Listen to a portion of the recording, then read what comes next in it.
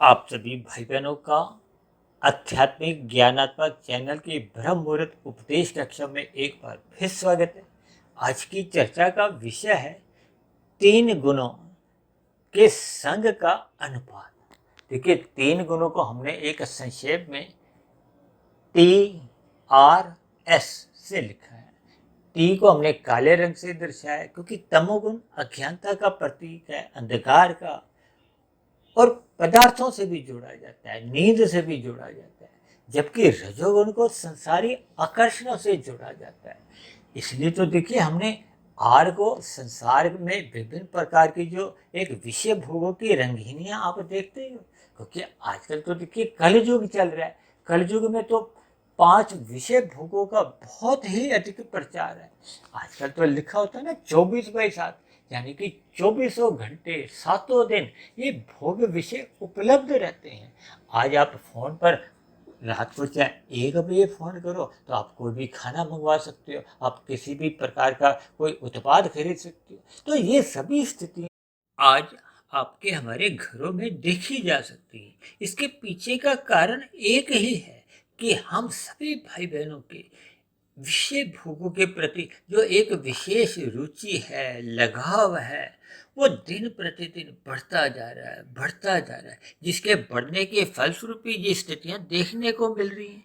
कुल मिलाकर कलयुग में एक साधारण मनुष्य की विषय भोगों के प्रति रुचि बढ़ती जा रही है।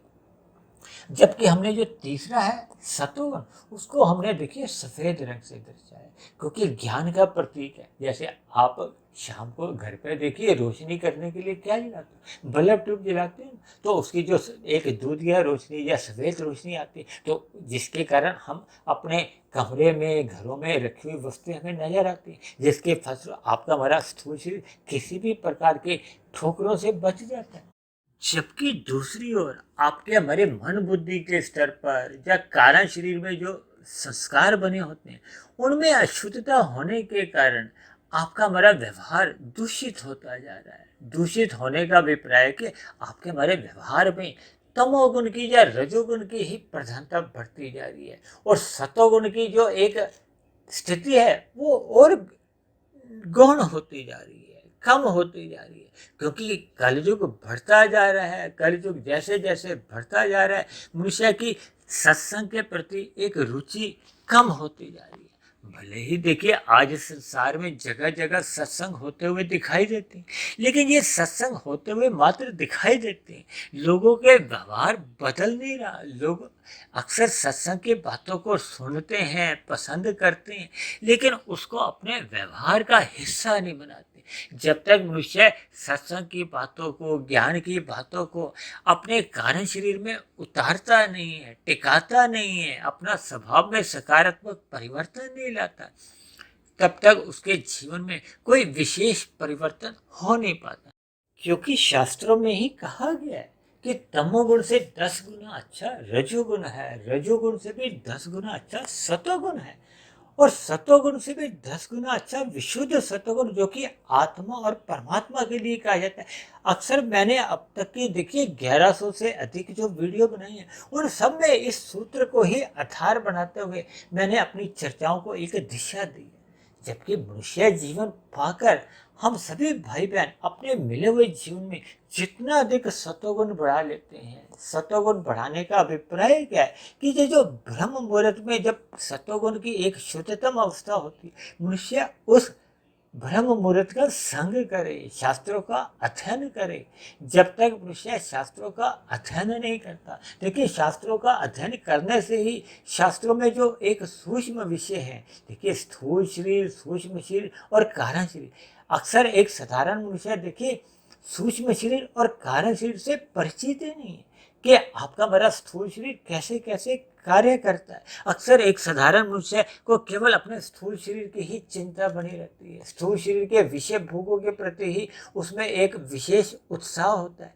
वो स्थूल शरीर के आरामदायक स्थितियों के ही लिए ही वो पुरुषार्थ करता है, और पुरुषार्थ से पूर्व जो अपने जीवन में वो 15, 20, 25 वर्ष जो भौतिक शिक्षा ग्रहण करता है, इन सभी बातों के पीछे उसका एक ही लक्ष्य होता है कि स्थूल शरीर को अधिक से अधिक स्वादिष्ट भोजन मिले, उसके जीवन में स्थूल शरीर को आरामदायक स्थितियां रखने के लिए सुख सुविधा के सभी साधन मिले और समाज में उसका मान प्रतिष्ठा बढ़े, समाज में उसके पास सत्ता हो, इन सभी बातों के लिए वो अपने स्थूल शरीर को ही अधिक महत्व देते हैं।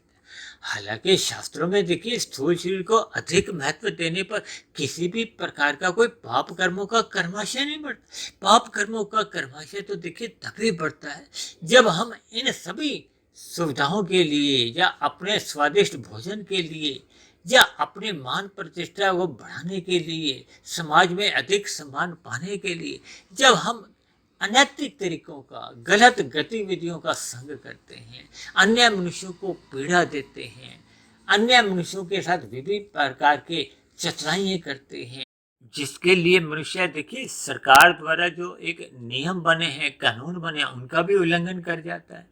और शास्त्रों में जो जो विधि विधान द्वारा विहित कर्म कहे गए हैं उनका पालन ना करते हुए निषेध कर्म जिससे बचने की शास्त्रों में ही कहा गया कि इन कर्मों को नहीं करना, उन कर्मों को भी कर जाता है। अब देखिए संसार में जब वो विषय भोगों की इच्छाओं की पूर्ति के लिए कानून का भी उल्लंघन कर जाता है, भले ही देखिए सभी मनुष्य कानून की पकड़ में नहीं आते, लेकिन प्रकृति के जो नियम बने हैं, जो कर्मफल सिद्धांत है, उसकी पकड़ में देखिए सभी मनुष्य आते हैं।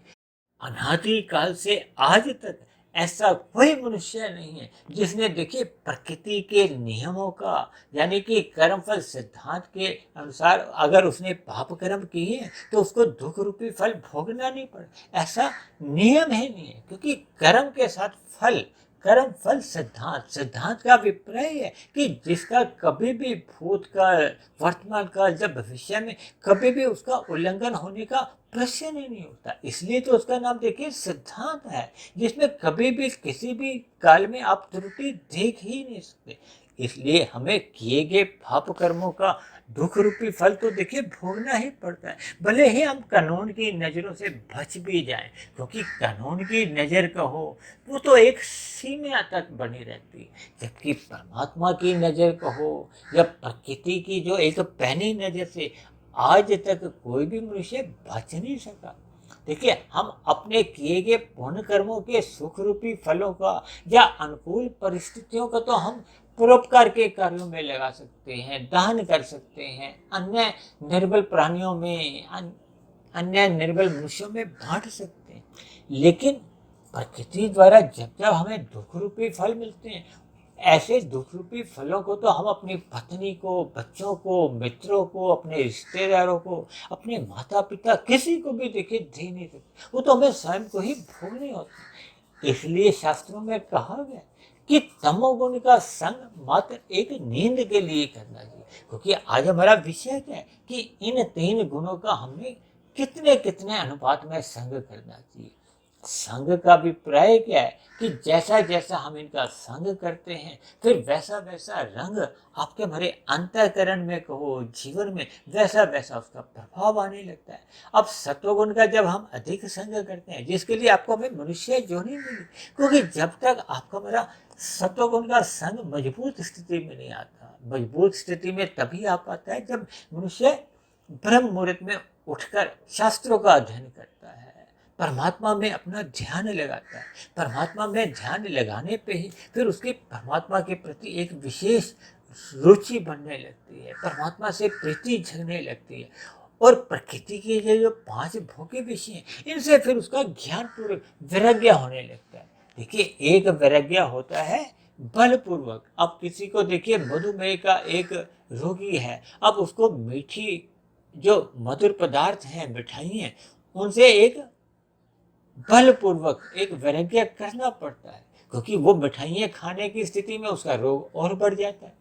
जबकि ज्ञान पूर्वक वैराग्य का अभिप्राय है कि आपका हमारा स्थूल शरीर भी उन मिठाइयों को खाने के लिए स्वस्थ है, मिठाइयाँ भी उपलब्ध हैं, फिर उनसे आपका हमारा एक ज्ञान पूर्वक वैराग्य बना, उनके प्रति किसी भी प्रकार की कोई रस बुद्धि नहीं हो, इसको ज्ञान पूर्वक वैराग्य कहते हैं। जब तक मनुष्य का इन विषय भोगों के प्रति ज्ञान पूर्वक वैराग्य नहीं जागता, उसको मनुष्य जीवन का एक महत्व समझ नहीं आता, क्योंकि मनुष्य योनि अपना रजोगुण बढ़ाने के लिए नहीं मिला, रजोगुण घटाने के लिए मिला है या मर्यादा में रखने के लिए मिला है। इसीलिए तो शास्त्रों में कहा गया कि इन 3 गुणों का संग किस अनुपात में करना है। शास्त्रों में कहा गया कि सत्वगुण का संग एक प्रधान रूप में करो, अधिक संग करो, क्योंकि मनुष्य योनि में ही सत्वगुण बढ़ाया जा सकता है। मनुष्य से नीचे की योनियों में देखिए वो अपने गुणों में बदलाव नहीं ला सकते, वो अपने बने हुए संस्कारों में परिवर्तन नहीं ला सकते।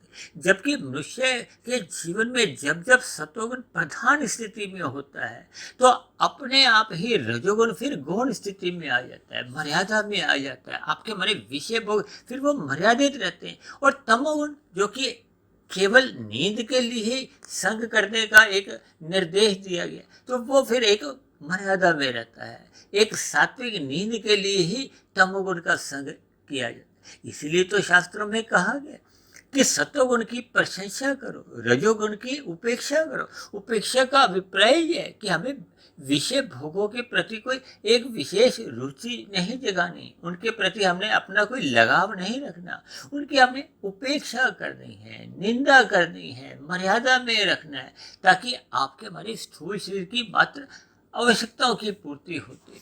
क्योंकि स्थूल शरीर के रहते रहते ही हम अपने कारण शरीर सूक्ष्म शरीर को शुद्ध कर सकते हैं, आध्यात्मिक यात्रा कर सकते हैं। और स्थूल शरीर ही अगर स्वस्थ नहीं है, यानी कि यदि हम सात्विक भोजन ग्रहण नहीं करते, व्यायाम नहीं करते, या अपने मन बुद्धि के स्तर पर सात्विक चिंतन नहीं बनाते, तब ऐसी स्थिति में आपका हमारा स्थूल शरीर स्वस्थ रह ही नहीं पाता। और जब जब मनुष्य रजोगुण विषय भोगों में अधिक रुचि लेता है, उसका दिनचर्या बिगड़ जाती है, उसके स्थूल शरीर में भी विभिन्न प्रकार की देखिए एक बीमारियां आने लगती हैं, जिसके फलस्वरूप मनुष्य की आयु भी घट जाती है, उसकी मृत्यु जल्दी आ जाती है। और कलयुग में तो देखिए कितने ही अचंभे की बात है कि मनुष्य विषय भोगों में इतनी अधिक रुचि बढ़ाता जा रहा है, बढ़ाता जा रहा है। देखिए विषय भोगों में यदि आपकी रुचि बढ़ती है, यदि आप धर्मानुसार उसके लिए धन कमाते हो, अन्य मनुष्यों के साथ छल कपट ठगी हेरा फेरी नहीं करते, तब तो ऐसी स्थिति में मात्र आपके विषय भोग बढ़ने से आपकी एक आयु कमजोर होती है। आपका जो एक आध्यात्मिक उन्नति करने का जो एक अवसर था वो आपके हाथ से यूं ही फिसल जाता है। लेकिन आपके ऊपर किसी भी प्रकार के कोई अपराध नहीं बनते, आपका पाप कर्मों का कर्माशय नहीं बनता।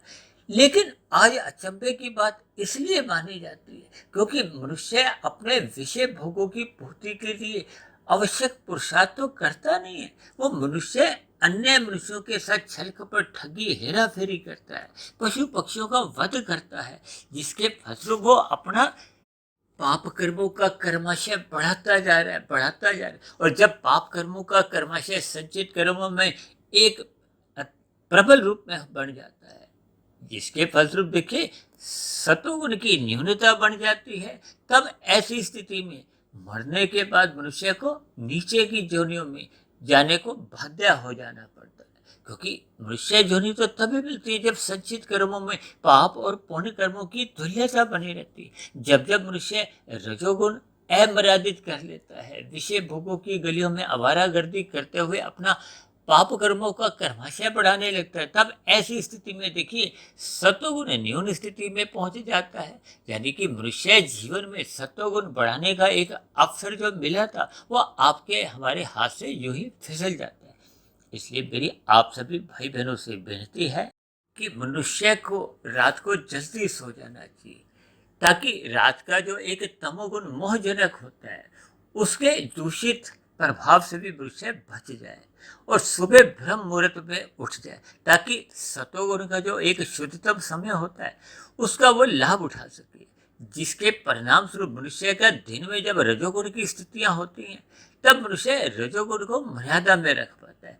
जब तक मनुष्य इस क्रम में इन 3 गुणों का संग नहीं करता तब तक उसके जीवन में आध्यात्मिक उन्नति होने का कोई अंकुरण ही नहीं होता, कोई एक बीज ही नहीं डलता, उसकी कोई नींव ही तैयार नहीं होती। तब ऐसी स्थिति में देखिए आध्यात्मिक उन्नति जैसी जो एक इमारत बननी है वो बन नहीं पाती। इसलिए हम सभी भाई बहनों को मिले हुए जीवन का लाभ उठाने के लिए सत्वगुण का संग अधिक से अधिक करना चाहिए। ब्रह्म मुहूर्त में उठने का संस्कार जगाना चाहिए ताकि आपका मेरा रजोगुण मर्यादा में रहे और तमोगुण का जो नैतिक संग है उससे भी मनुष्य बच जाए, ताकि मिले हुए जीवन में आपके मेरी कोई किसी भी प्रकार की वर्तमान जीवन में या मरने के बाद कोई अधोगति की स्थितियां नहीं बने। इन्हीं शब्दों के साथ आज की चर्चा विशेष को यही विश्राम देते हैं। शाम को फिर मिलते हैं संध्या बेला ज्ञान कक्षा में। तब तक अपने आध्यात्मिक मित्र सुधीर भाटिया फकीर को आप इजाजत दें। आपकी सात्विक दिनचर्या बनी रहे, इसके लिए मेरी ओर से बहुत बहुत शुभकामनाएं।